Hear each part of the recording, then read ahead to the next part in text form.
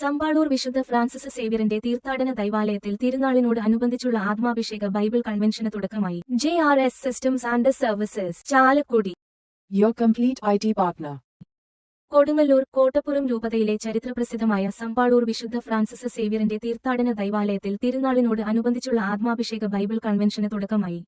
മൂവാറ്റുപുഴ ഭദ്രാസന മുൻ മെത്രാപ്പോലീത്ത അഭിവന്ദ്യ എബ്രഹാം മാർ ജൂലിയോസ് പിതാവ് കൺവെൻഷൻ ഉദ്ഘാടന കർമ്മം നിർവഹിച്ചു.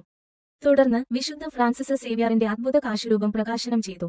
തുടർന്ന് ദിവ്യബലിക്ക് കാടുകുറ്റി ഉണ്ണിമിശിഹ ദേവാലയ വികാരി ഫാദർ ജോയ് തെലേക്കാട്ട് മുഖ്യ കാർമ്മികനായിരുന്നു.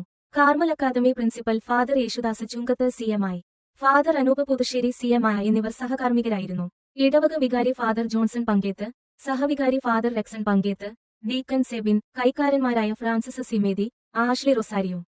Convention convener Benny Peter, parish council അംഗങ്ങൾ, കേന്ദ്ര സമിതി അംഗങ്ങൾ, മതബോധന വിഭാഗം, മറ്റു സംഘടനാ ഭാരവാഹികൾ എന്നിവരുടെ സാന്നിധ്യം ഉണ്ടായിരുന്നു.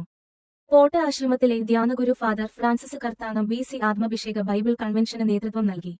നവംബർ 24-ന് ബൈബിൾ കൺവെൻഷൻ സമാപിക്കും. തുടർന്ന് നവംബർ 25 മുതൽ ഡിസംബർ 3 വരെ വിശുദ്ധന്റെ തിരുനാളിന് ഒരുക്കമായുള്ള നവനാൾ നവേനയും, ഡിസംബർ 4 മുതൽ 8 വരെ വിശുദ്ധന്റെ തിരുനാൾ ദിനങ്ങളും കൊണ്ടാടും.